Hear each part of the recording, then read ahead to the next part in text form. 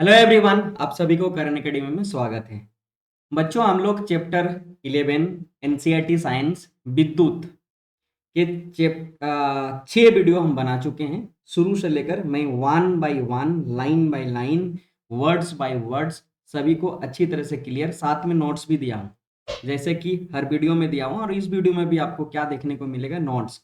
और ये जो क्वेश्चंस बनते हैं ये 5 नंबर के बनते हैं। सरणीक्रम संयोजन से आप क्या समझते हैं, इसको आप 3 प्रतिरोध लेकर आप इसको क्या करें, प्रूव करें। ऐसे क्वेश्चंस बनेंगे, तो ये भी हम देखेंगे। तो वीडियो के अंत तक आप बने रहो। सबसे पहले हम एनसीईआरटी को 1 बाय 1 समझेंगे। यहाँ से जो बेसिक चीजें हैं उनको समझकर बाद में हम क्वेश्चंस में कराएंगे। अब आती है बात यहाँ पे कैसे, किस टॉपिक, इस टॉपिक से लेकर कैसे क्वेश्चन बनते हैं। एक तो पहली बात, तो पहला वाला हमने आपको बोला कि सत्यापित करने वाला, जो कि आपको 5 नंबर का आता है। ठीक है, ये सत्यापित वाला। और मैं यहाँ पे नोट्स आपको प्रोवाइड कर रहा हूँ। दूसरा, यहाँ से लेकर आपके क्या बनेंगे, न्यूमेरिकल के प्रश्न, है ना। न्यूमेरिकल प्रश्न बनेंगे, छोटे छोटे क्वेश्चंस बनेंगे आपका डायग्राम से रिलेटेड। और तीसरा जो क्वेश्चन है वो आपको एमसीक्यू बनते हैं यहाँ से, एमसीक्यू। तो ये तीनों चीज आपको इस वीडियो में इस टॉपिक से रिलेटेड आपको मिल जाएगा। वीडियो के अंत तक आप बने रहना भाई, अगर सीखना चाहते हो तो। और नहीं देखे हो तो अगला जो मैंने किया है, बनाया है, 5 इसके पार्ट आ चुका है। उस 5 पार्टों को इस वीडियो का डिस्क्रिप्शन में मैं लिंक दे देता हूँ, आप जाके वहां से देख लेना। ओके, चलिए तो शुरू करते हैं। हम लोग क्या शुरू करेंगे कि सॉरी, प्रतिरोधकों के निकाय का प्रतिरोध। समझ में आया? यानी बहुत सारे प्रतिरोध अगर किसी सिस्टम में जुड़े हुए हैं, उन प्रतिरोधों का निकाय मतलब पूरा कुल प्रतिरोध कैसे होगा, और सभी प्रतिरोधों से होकर कैसे विद्युत धाराएं प्रवाहित होती है, इनके बारे में हम जानेंगे। यहाँ पर कहा गया भाई, बोला पिछले अनुभाग में हमने कुछ सरल विद्युत परिपथों के बारे में सीखा था। सरल विद्युत परिपथों के बारे में हम इससे पहले सीखे हैं। जैसे मान लेते हैं कि एक हम प्रतिरोध लगाया गया है, ठीक है, एक प्रतिरोध लगाया गया है और इस प्रतिरोध को एक बैटरी से कनेक्ट कर दिए हैं, ठीक है। और कनेक्ट करने के बाद हमने क्या किया, ऐसा सिंपल कुंजी लगाना सीख गए, आपका एमीटर लगाना सीख गया, ये सारे आप लोग सीखे हो एक क्या, एक सर्किट के अंदर में, एक परिपथ के अंदर में। ठीक है, आगे जो हमें पढ़ना है इसमें क्या पढ़ेंगे, कहा गया है हमने यह देखा कि किसी चालक से प्रवाहित होने वाली विद्युत धारा का मान किस प्रकार उसके प्रतिरोध तथा उसके सिरों के बीच विभवांतर पर निर्भर करता है। जैसे आपको मैंने बताया है कि जैसे ही अगर मान लेते हैं कोई एक चालक है और इस चालक से अगर विद्युत धारा प्रवाहित हो रही है और इनके दोनों सिरों के बीच का विभवांतर भी है, तो क्या होता है, बोला कि प्रवाहित होने वाली विद्युत धारा मान इनके प्रतिरोध के बीच के विभवांतर पर निर्भर करता है। कैसे, हमने ओम्स का नियम से सीखा कि V equal to I R होता है। ये कहना चाहता, पहले देख चुके हैं, इसके बारे में थोड़ा सा डिटेल बताया जा रहा है। आगे जो आपको करना है यहाँ पे, बोला विविध प्रकार के विद्युत उपकरणों युक्तियों में हम प्राय प्रतिरोधों के विविध संयोजन देखते हैं। जब आप कभी देखना आपके घरों में अगर कोई आपका इलेक्ट्रॉनिक कंपोनेंट है, तो वहां पे खोलने के बाद एक पीसीबी सर्किट मिलता है ना, पीसीबी सर्किट बोर्ड। उस बोर्ड में बहुत सारा ऐसे आपको युक्तियों को मिलेगा जहां पर प्रतिरोधों, जैसे हम बोले कोई भी उपकरण है, जैसे हमारे घरों में पंखा हो, जैसे हमारा कोई कोई इलेक्ट्रॉनिक्स टीवी है या रिमोट है, जो कुछ भी हम उपकरण यूज करते हैं वहां पर देखेंगे प्रतिरोध बहुत सारे यूज किया होता है, डायोड यूज किए रहते हैं। और ये अलग अलग तरीके से संयोजन किया जाता है। ये जो प्रतिरोधों का विविध संयोजन को देखते हैं, अब 2 प्रकार के संयोजन किया जाता है।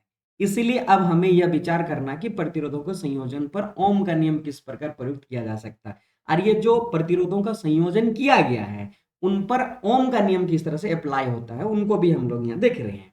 ठीक है, आगे कहा गया भाई कि प्रतिरोधकों को परस्पर संयोजित करने की 2 विधियां हैं। चित्र 11.6 में यह विद्युत परिपथ दिखाया गया, जिसमें R1 एक है, R2 R3 प्रतिरोधों को, 3 प्रतिरोधकों को एक दूसरे सिरा से मिलाकर जोड़ा गया। प्रतिरोधों के इस संयोजन को कहा जाता है सरणीक्रम संयोजन। तो देखिए, हमने बताया कि आपका जो यहाँ पे संयोजन किया जाता है प्रतिरोधकों को, वो 2 प्रकार से किया जाता है। एक तो ये आपको देखने को मिलेगा उपकरण में कि सरणीक्रम, ठीक है। और दूसरा जो है हमारा वो होता है पार्श्वक्रम, ठीक है। क्या होता है? पार्श्वक्रम। तो इस श्रेणीक्रम और पार्श्वक्रम संयोजन होता क्या, कैसे जोड़ा जाता है प्रतिरोधों को श्रेणीक्रम में, कैसे जोड़ा जाता है पार्श्वक्रम में, और इसका आपको सत्यापित करने भी आता है। जैसे यहाँ पे बोला गया कि 11 आपका 11 यहाँ पे दिखाया गया है कि किस तरह से, 1 मिनट में इसको आगे बढ़ाता हूँ, चलिए ठीक है। आगे अगर ले जाते हैं तो यहाँ पर आप देख सकते हैं एक फिगर दिया गया है, ये सरणीक्रम संयोजन है। इसको हम पहले समझ लेते हैं फिर आगे जानते हैं। देखो यहाँ पे एक R1 जोड़ा गया है, R2 प्रतिरोध जोड़ा गया और R3 प्रतिरोध जोड़ा गया, ठीक है। यहाँ पर अगर आप देखोगे ना, तीनों प्रतिरोध को जोड़ने का तरीका आपको समझेंगे तो आप समझ जाएंगे सरणीक्रम संयोजन है क्या। देखो पहले प्रतिरोध का ये दूसरा सिरा इधर साइड और इसका पहला सिरा इधर साइड, ये जो पहले प्रतिरोध का दूसरा सिरा और ये दूसरे प्रतिरोध के पहले सिरे को एक साथ जोड़ा गया है। उसी प्रकार तीसरे प्रतिरोध के पहले सिरा और दूसरे प्रतिरोध के दूसरे सिरा को जोड़ा गया है। इस प्रकार के संयोजन को श्रेणीक्रम संयोजन कहा जाता है। एक हमारा यहाँ विद्युत परिपथ दिखाया गया जिसमें ये एमीटर है, ये बैटरी है, ये कुंजी है, और इनके इन प्रतिरोधों के बीच में जो वोल्टेज है वो भी प्रवाहित हो रही है, माने सभी प्रतिरोधों से होकर प्रवाहित हो रही है और आई यहाँ पे प्रवाहित हो रही है। तो इस तरह से हम किसी भी परिपथ में यानी कोई उपकरणों में इस तरह से अगर प्रतिरोधों का संयोजन हो तो सरणीक्रम संयोजन कहा जाता है। हम यहाँ पे देखेंगे इसका पूरा डिटेल से, है ना, क्या कैसे करना है क्या नहीं करना है, ठीक है। इसके हम नोट्स आपको बताया दिए हैं, आगे देखें, लेकिन हम पहले एनसीईआरटी को समझ लेते हैं। ओके, प्रतिरोधकों का एक ऐसा संयोजन दिखाया गया जिसमें तीन प्रतिरोधकों का साथ बिंदु x और बिंदु y के बीच संयोजित है। प्रतिरोधक इस प्रकार के संयोजन को पार्श्वक्रम संयोजन कहा जाता है। आप पार्श्वक्रम संयोजन को समझिए। यहाँ पे देखो एक प्रतिरोध R1 है, एक प्रतिरोध R2 है, एक प्रतिरोध R3 है। इन तीनों प्रतिरोधों में कॉमन चीज है ना, क्या समानताएं हैं?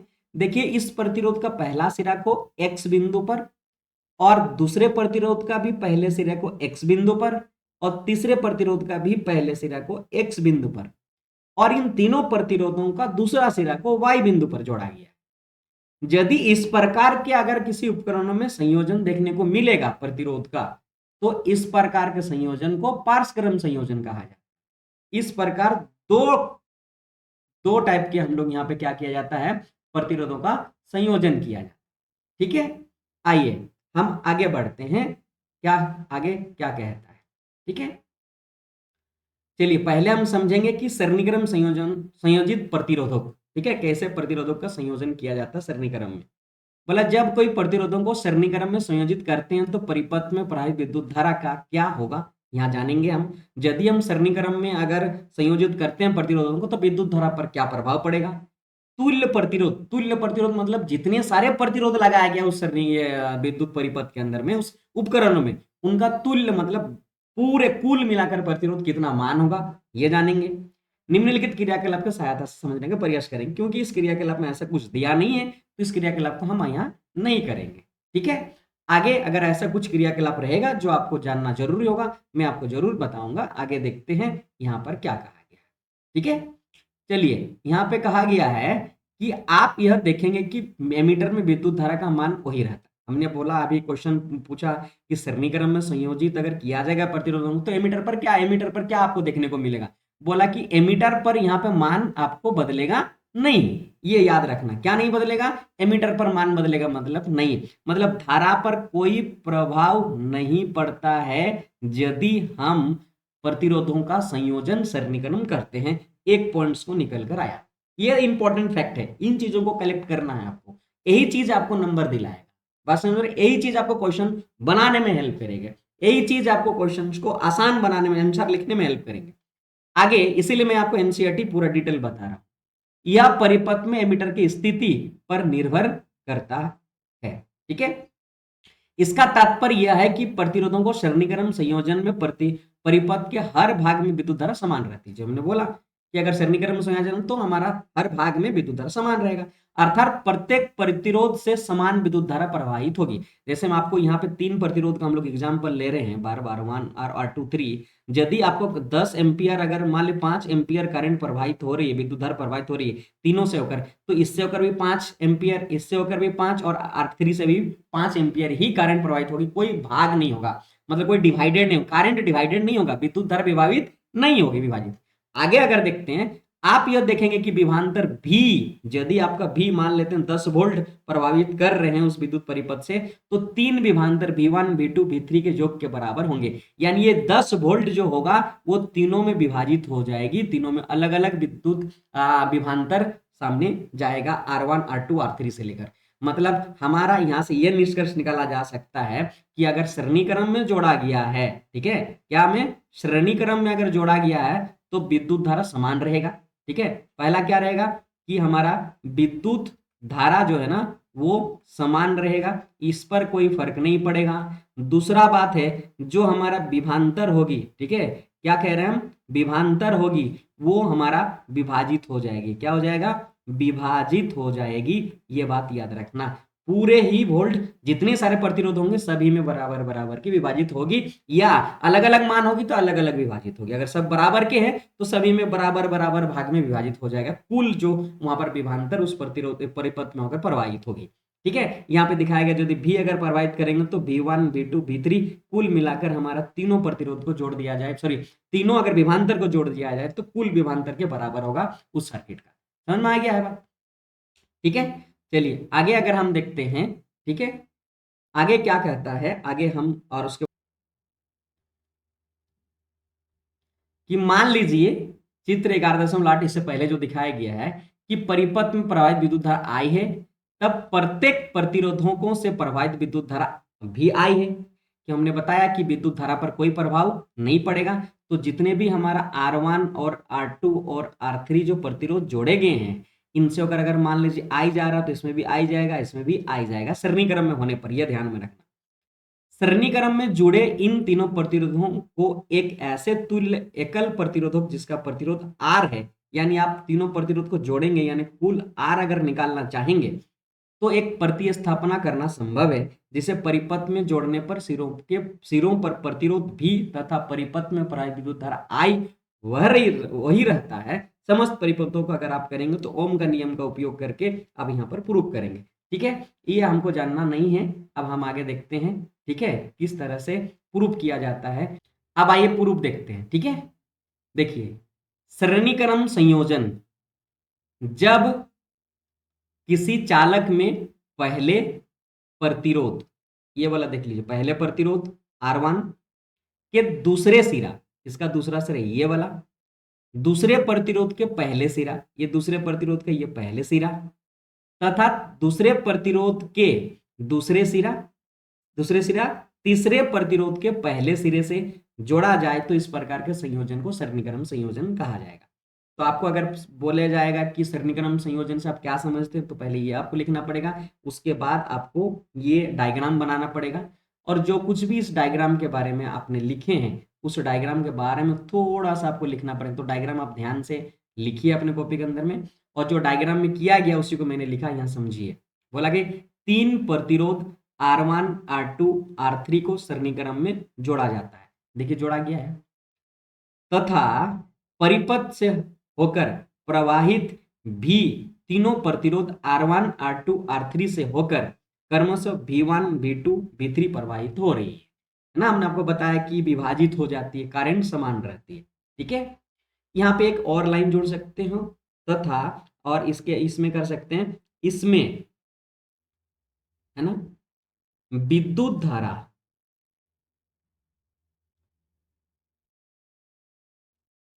I प्रवाहित हो रही है, ठीक है, ये आप लिख दो।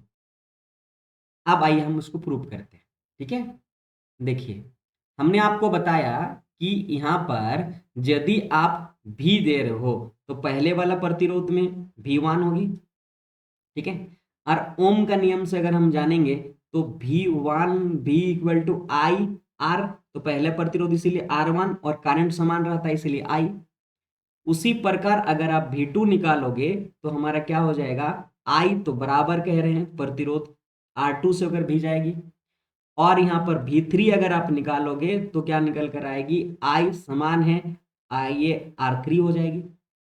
और जैसे कि हम जानते हैं कि यहाँ पर यदि आपका V पार हो रही है इस परिपथ से होकर, तो हमारा क्या होगा, V1 plus V2 plus V3 हो जाएगी, यानी कुल मिलाकर जितने प्रतिरोधों से होकर प्रभावित हो रही है वो V के बराबर होंगे।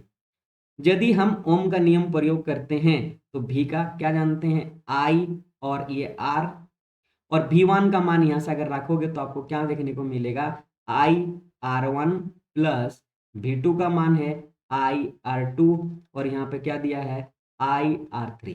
ओके, यदि हम इन मानों को आगे फर्दर ये करते हैं तो मुझे क्या मिलेगा, यहाँ देखो IR को उतार देंगे सेम, यहाँ कॉमन है I, और यहाँ पे हमारा क्या हो जाएगा R1 प्लस ये R2 प्लस ये R3। ठीक है, I को कॉमन ले ली, आप I को काट देते हैं यहाँ से ये वाला और इस I को, तो आपके पास बचता है R इक्वल टू ये हमारा R1 plus R2 plus R3।